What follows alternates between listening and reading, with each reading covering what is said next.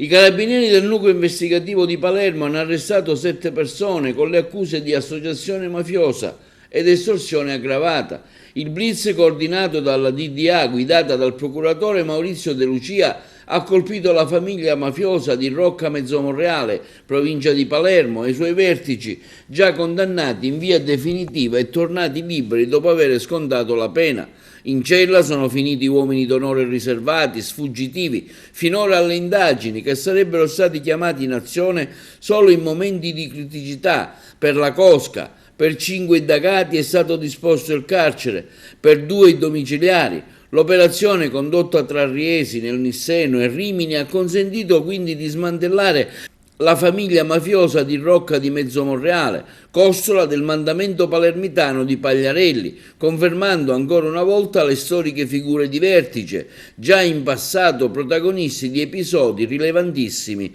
per la vita dell'associazione mafiosa, come la gestione del viaggio a Marsiglia del boss Bernardo Provenzano per sottoporsi alle cure mediche, o la tenuta dei contanti con l'ex latitante trapanese recentemente arrestato Mattea Messina Denaro.